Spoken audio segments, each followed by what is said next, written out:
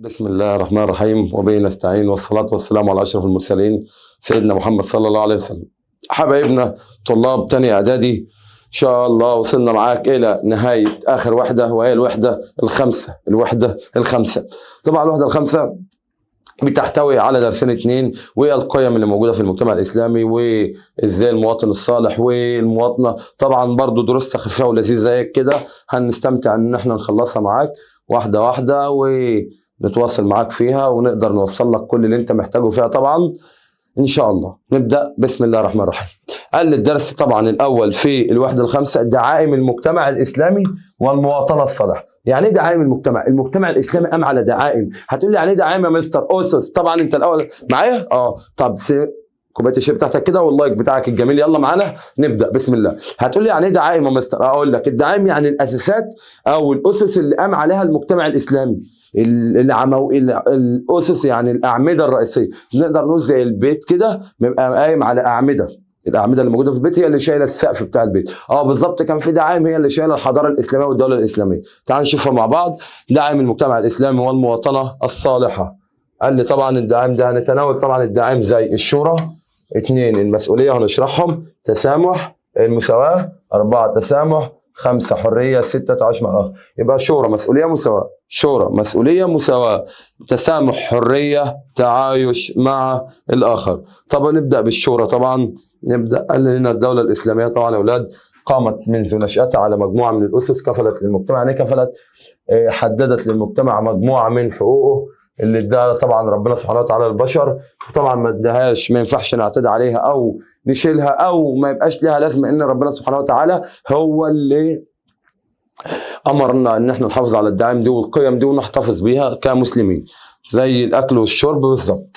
طب ايه الدعائم اللي قام عليها المجتمع؟ طبعا 6. اما اجي اقول لك ايه الدعائم تقول لي الشورى 1 شورى مسؤوليه مساواه، شورى مسؤوليه مساواه، تسامح حريه تعايش مع الاخر، شورى مسؤوليه مساواه، تسامح حريه تعايش مع الاخر. طيب هتقول لي يعني ايه الشورى اصلا؟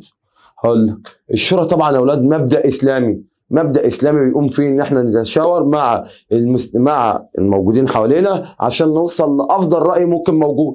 طيب مثلا زي المبدا اللي الرسول صلى الله عليه وسلم اول واحد طبق مبدا الشورى، واول غزوه هو عملها. طيب زي غزوه بدر لما هنا اشار على المسلمين انه يستنى في المدينه ولا يخرج يقابل المسلمين الكفار بره اللي هم كفار قريش. في وقتها واحد اشار عليه اسمه ايه؟ الحباب بن المنذر. اشار عليه قال له يا رسول الله ان نعسكر عند اقرب بئر من ابار بدر. وفعلا الرسول طلع وعسكر هناك وكان فيها انتهى بانتصار المسلمين. فده معنى الشورى، انك تشاور اصحابك. تعال ناخد جوله كده صغيره في مبدا الشورى. قال له طبعا ما اجي اشاور يا مستر، هشاور ناس نايمه ولا ناس فاسده في المجتمع ولا ناس صالحه في المجتمع؟ هشاور طبعا ناس صالحه في المجتمع لها دور. مش هاجي اقول لك يا ابني ده كويس تقول لي لا هو مش عارف ايه. يا يبقى متقدم لك مثلا طبعا للبنات العسلات اللي بيشوفونا طبعا يبقى متقدم لك عريس وحش، يا باباك يقول لك يا بنت ده بيشرب ده واقع مش عارف ايه، تقول له يا بابا هشرب هو ايه الكلام؟ لا طبعا. فالشورى ان انت بتشاور عشان توصل لافضل حل ممكن توصل له. الشورى قال لي هو مبدا اسلامي بيقوم على استشاره اهل العلم. مبدا ايه؟ اسلامي. يعني الاسلام هو اللي وضعه. استشاره اهل العلم والصلاح. يبقى اهل العلم صلاح ان هم صالحين، تقوى يعني خوفهم من ربنا وعندهم امانه في بقى في بعض الامور ممكن تكون سياسيه او ممكن تكون اقتصاديه، ممكن تكون اجتماعيه بالدوله، عشان نعرف ارائهم قبل ما ننفذ، عشان ناخد رايهم قبل ما ننفذ. زي ما مثلا برضه باجي اخد رايك في السنتر او في الدرس، ايه رايك نعمل الكلام ده، وفي الاخر برضه انا بعمل اللي انا عايزه. فده معناها الشورى. يبقى مبدا اسلامي يقوم على استشاره اهل العلم والصلاح والتقوى والامانه في الامور السياسيه والاجتماعيه والاقتصاديه للتعرف على ارائهم قبل ما ننفذها. طبعا هنعملها ولا لا كده يعني. طيب في تفصيله هنا محتاجين نعرفها في مبدا الشورى. يعني ايه؟ بص بقى، لو احنا بنشاور في موضوع معين واهل الشورى اجتمعوا كلهم، طبعا طالما احنا قابلين بمبدا الشورى اجتمعوا على راي كلهم، ما ينفعش نخالفه بشرط ان المبدا ده يكون يوافق تعاليم الاسلام. يبقى اذا اجتمع اهل الشورى كلهم على راي لا يجوز مخالفته. واذا اختلفوا الاثنين يا رب، يعني هم لو كلنا احنا مثلا 10 لو اجتمعنا على راي معين، 9 اجتمعوا على راي واحد مش موافق، طبعا راي الاغلبيه ناخد ال9 ننفذه. طبعا ما ينفعش نخالف الراي ده. طيب واذا اختلفنا يعني الناس قالت وناس قالت لا. طبعا نشوف رأي الأغلبية. ايه رأي الأغلبية يا مستر؟ يعني مين أكتر موافق على الموضوع واللي أكتر نمشيه. تعال نشوف بقى مع بعض واحدة واحدة كده. قال لي هنا إذا اجتمع أهل الشورى على رأي فلا يجوز مخالفته. كلهم اجتمعوا على حاجة ما ينفعش نخالفها ويجب الالتزام به. صح. طيب وإذا اختلفنا بقى، قال لي وإذا اختلفوا ناخد رأي الأغلبية بشرط ألا يخالف مبادئ الإسلام طبعا. يبقى بص يا باشا، إذا اجتمعنا كلنا على رأي ما ينفعش نخالفه. طيب وإذا اختلفنا طبعا الناس موافقة والناس رافضة ناخد برأي الأغلبية. طيب قال لي طبعا مين أكتر يا أولاد الناس استشارة أصحابه صلى الله عليه وسلم؟ رسولنا وقدوتنا وقائدنا وسيدنا محمد بن عبد الله بن عبد المطلب صلى الله عليه وسلم. يبقى كان الرسول صلى الله عليه وسلم اكثر استشاره اصحابه، وطبعا مش على نهجه بعد كده الخلفاء الراشدين وكل الناس اللي جت من بعد. طبعا يا اولاد الشورى ده بيفكرنا بحاجه. ايه الشورى ده اللي بيفكرنا بحاجه؟ هناخدك في جوله صغيره كده، وايت بورد نبدا نشرح لك عليه. طيب الله الشورى، لا مش محتاجين لون فواشح، عايزين فواتح. قال لي الشورى طبعا معانا رأي مبدأ هنا. بسم الله الرحمن الرحيم. معانا مبدأ تاني موجود حاليا اسمه الديمقراطية. هتقول لي يعني ايه الديمقراطية دي يا مستر؟ اقول لك معناها ان يحكم الشعب نفسه بنفسه عن طريق الانتخاب. والانتخاب هنا معناها الاختيار. ازاي يا مستر فاهمها لي؟ طبعا احنا في مصر هنا حكم ديمقراطي جدا. ازاي يا مستر؟ اجي اقول لك الرئيس اللي موجود عندنا دلوقتي طبعا هو الرئيس عبد الفتاح سعيد حسين خليل السيسي. الرئيس السيسي طبعا هو اللي بيحكمنا. طيب الواحد هيقول له مستر فين الديمقراطيه في كده؟ اقول لك الرئيس طبعا لما جيت ترشح للرئاسه كان في طبعا قصاده ناس ثانيه منافسين له. لما عملنا الانتخابات طبعا هنا الرئيس او سياده المشير عبد الفتاح السيسي جات او اختار او فاز باغلب الاصوات، فبالتالي اصبح هو رئيس الجمهوريه. يعني ايه مثلا انت عايز يبقى احنا اللي اخترنا، فدي اسمها معناها ديمقراطيه. يعني ما حدش اجبرك ان انت تنتخب الرئيس اللي موجود، انت حر تختار اللي انت عايزه، يبقى دي معناها الديمقراطيه. طيب الشورى احنا لسه قايلين حالا الشورى مبدا يقوم على استشاره اهل العلم في كل الامور وبناخد رايهم ونراي الاغلبيه ننفذه. يبقى الاثنين بيتفقوا الاثنين على تنفيذ راي الاغلبيه. صح. طيب اظن كده احنا فهمنا. تعال بقى نروح له. بسم الله. قال لي هنا يقابل مبدا الشورى. يعني ايه يقابل؟ يشابه مبدا الشورى في الاسلام النظام الديمقراطي الحالي. دلل. هتقول لي حيث تؤمن الديمقراطيه بحريه التعبير، حر انك تقول رايك وتختار اللي انت عايزه، زي حر كده انك تيجي تقول لي يا مستر انا بعبر عن رايي مش عايزين امتحان، وانا رايي برضه انتوا عارفينه هناك هنعمله التعبير عن الراي بشرط الا يتعارض مع حريه الاخرين طبعا، وتتقبل رايك الاخر والراي الاخر تتقبله ويبقى ليه ودور وتسمعه. طيب يبقى مبدا الشورى في الاسلام بيقابل النظام الديمقراطي. ده الديمقراطيه طبعا بتؤمن بحريه التعبير عن الراي بشرط ان رايك ما يتعارضش مع ناس ثانيه. طبعا ده عمليه الانتخابات اللي احنا قلنا عليها. ايه هي الديمقراطيه؟ قال لي كلمه مكونه من لفظين مقطعين يونانيين، ديموس ومعناها الشعب. يبقى كلمه مكونه من مقطعين وهي كلمه يونانيه ماخوذه عن بلاد اليونان.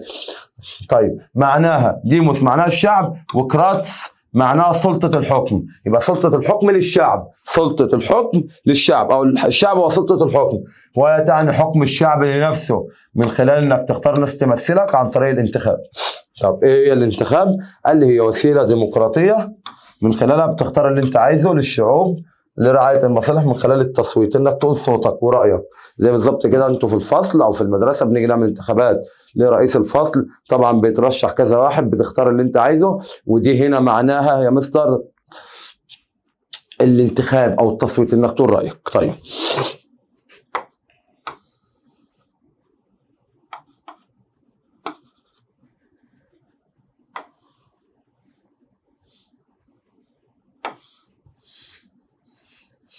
رقم 2 المسؤولية. طبعا يا اولاد المجتمع الاسلامي مسؤول، وانا طبعا وانت طبعا وانا كمدرس مسؤول عنك بحكم ان انا اخ اكبر ليك طبعا، وحكم ان انا مدرس ليك، فطبعا دي مسؤوليه. زي باباك ما هو مسؤول عن بيته، زي ما مامتك مسؤوله عنكم، فدي كلها المسؤوليه. قال لي طبعا المجتمع الاسلامي يحث كل فرد على قيام مسؤوليته تجاه نفسه وتجاه الاخرين. طبعا كان في واجبات وحقوق للخليفه، الخليفه اللي بيحكم اللي هو اكبر حد في الدوله الاسلاميه، خليفه المسلمين، سواء سيدنا ابو بكر بعد الرسول صلى الله عليه وسلم، او عمر او عثمان على اللي هم الخلفاء الراشدين، او الدول اللي جت فيما بعد. قال لي واجباته ايه؟ يعني من شرط يعمل ايه؟ لازم يعمل ايه؟ واحد يقيم العدل، هو اللي يطبق حقوق العدل. اثنين يحافظ على الامن والنظام اللي موجود في الدوله لان دي سلطته. ثلاثه يدافع عن الدوله والدين. يبقى اقامه العدل، الحفاظ على الامن والنظام، رقم 3 الدفاع عن الدين، 4 يحافظ على فلوس الدولة ومواردها، يبقى الحفاظ على موارد الدولة وانفاقها في وجه الخير. 5 تعيين الولاة والموظفين المشهود لهم بالصحة والتقوى. طبعا يعين الولاة على كل البلاد الإسلامية والموظفين اللي مشهورين بالتقوى والصلاح وحسن السيرة بتاعتهم. طيب حقوقه، قال للسامع لازم الناس تسمعه كلامه، والطاعة وتطيعه، واطيعوا الله واطيعوا الرسول واولي الامر منكم لما الخلفاء المسلمين اللي كانوا موجودين في الوقت. ثالثا نقدم له النصيحه. سيدنا ابو بكر رضي الله عنه قال ان احسنت وبتولى الخلافه، ان احسنت فاعينوني اقفوا معايا، وان اسات فقوموني، وان غلطت قولوا لي ان انا غلطت وعرفوني ان انا غلطت في ايه. رقم 4 توفير سبل المعيشه الكريمه له، نوفر له حياه كويسه لانه طبعا بيكون هنا هو المسيطر على الدوله وواجهه الدوله في الوقت ده. طبعا اظن ان الكلام سهل. المساواه، طبعا اولاد الاسلام من اول ما نزل ما فرقش ما بين مسلم ابيض او اسود، طويل قصير، اصله عربي غير عربي. سيدنا محمد صلى الله عليه وسلم قال لا فضل لعربي على اعجمي الا بالتقوى والعمل الصالح، تشير الى المساواه. يعني فيش لا فرق بين عربي او اعجمي اللي هو غير العربي الا بحاجتين عند ربنا، الا بالتقوى، تقوى يخوف من ربنا، وعمله الصالح. ربنا سبحانه وتعالى يوم القيامه ما تيجي تقف قدام ربنا سبحانه وتعالى هيبص انت طويل قصير ابيض اسود احمر اخضر، كل الكلام ده من عملك الصالح، هو من يشفع لك وهو اللي ربنا سبحانه وتعالى هينظر لك من خلاله. فاللهم اجعلنا من اهل الجنه. نكمل. المساواه، قال لي لم يعترف الاسلام بفروق بين البشر بسبب لون او جنس او دين، يعني بين رجل او ست او دين، مسلم مسيحي يهودي، كله. ركز بقى معايا كده، الناس متساوون كاسنان المشط في الدوله الاسلاميه، كله زي بعضه، كله مفيش فرق. قال لي هنا دلل، هتقول لي حيث يساوي الاسلام بين الناس جميعا امام القانون والقضاء، كله قدام القانون واحد وقدام القضاء واحد. 2 بين المسلم والذمي، يعني تقول لي يعني المسلم اللي هو زينا، يعني الذم اهل الذمه اللي هم المسيحيين واليهود، كله زي بعضه بين المسلم والذمي الا في حاجتين، في العقيده والعباده. يعني يا مستر هو كله متساويين في كل حاجه ما عدا الدين، حقك تعتقد ما تشاء، لكم دينكم ولي دين، كل واحد حر. يبقى احنا متساويين في كل حاجه ما عدا الدين. احنا نخش المسجد والمسيحيين يخش الكنيسه بتاعتهم، كل واحد هو حر في اختيار دينه ويعبد الله كما يشاء. طيب كلنا زي حالا كده احنا متساويين مع الاخوه المسيحيين الموجودين في مصر في كل الاشياء الا في الدين. طبعا هم لهم دينهم واحنا لنا ديننا، واحنا اخوات وحبايب ومالناش دعوه بحد. قال المسلم والذمي الا في العقيده والعباده، طبعا لكل واحد منهم عقيدته وعبادته، واموال اهل الذمه اموال المسلمين لا يحق لاحد ان يعتدي عليها. يعني ايه يا مستر اموال اهل الذمه كاموال المسلمين؟ اموال المسيحيين واليهود زي فلوس المسلمين، زي ما هو حرام تسرق فلوس المسلمين حرام تسرق فلوس اهل الذمه، يبقى هي كلها زي بعضها، المساواه كله زي بعضه.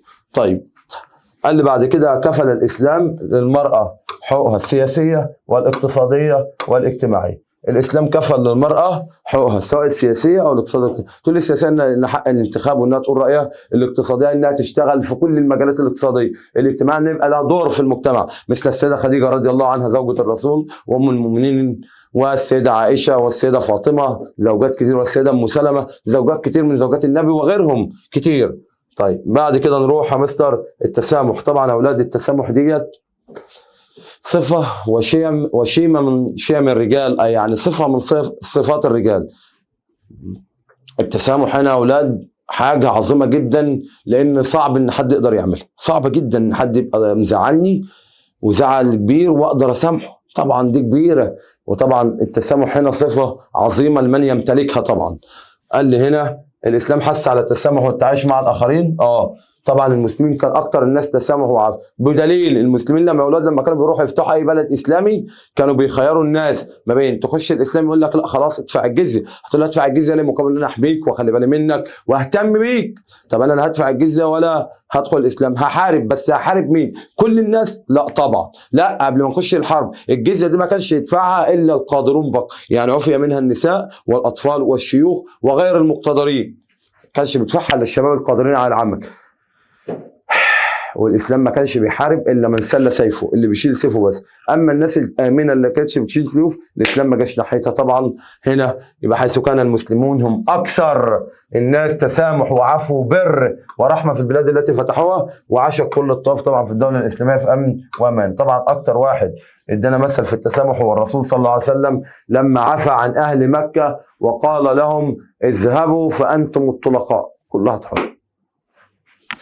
بعد كده الحريه، قال طبعا الحريه الاسلام كان حر في كل حاجه، كرامه الشريعه الاسلاميه والاسلام الانسان ان ادته حقوقه بس خلت لها ضوابط. يعني ايه الحريه بضوابط؟ ما تقولش انا حر اعمل اللي انا عايزه مش عارف، لا، الحريه لها ضوابط. قال لي هنا طب ليه ضوابط؟ حتى لا تصطدم بحريه الاخر، يعني انت حر براحتك في حاجتك وانت برضه حر براحتك في حاجتك، بس طبعا ما تصطدمش بحريات غيرك وما تجيش على شخص غيرك.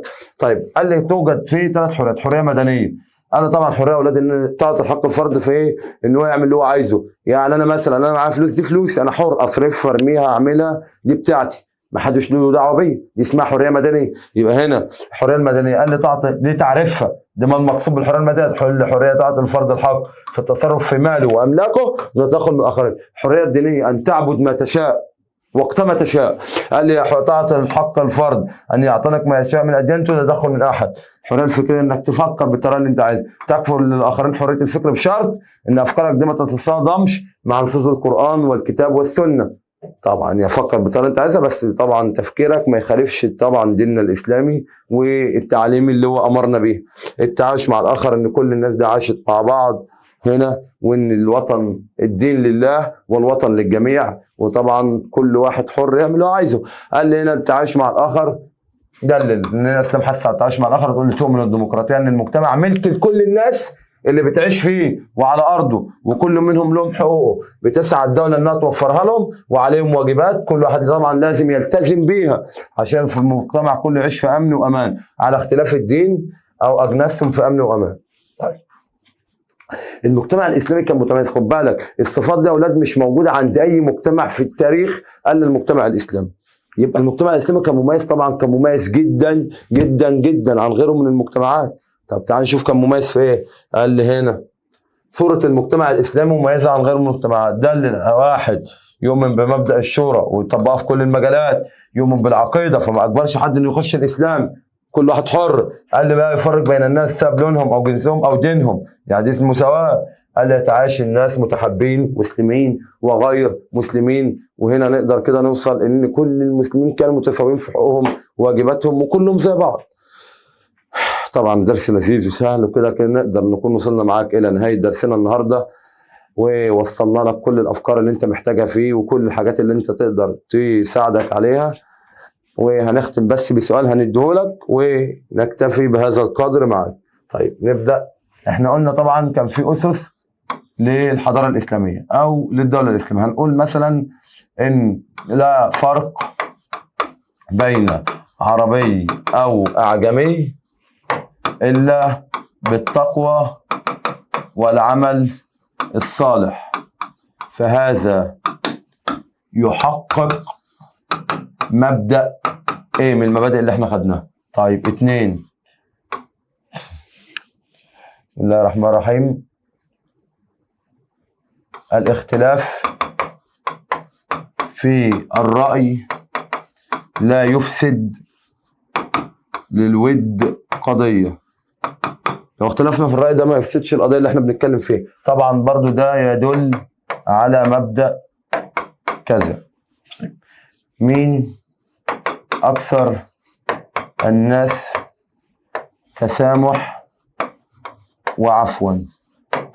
هو هستناك طبعا تجاوب لنا على الأسئلة دي إن شاء الله ونتابع معاك وتجيبها لنا كده نقدر نكون وصلنا معاك إلى نهاية الدرس ويبقى لنا درس واحد في المنهج، وكده منهجك يكون خلص كتاريخ او منهج التاريخ، ونقدر نختم معاك ونقول اللهم انفعنا بما علمتنا وزدنا بك علما. السلام عليكم ورحمة الله وبركاته.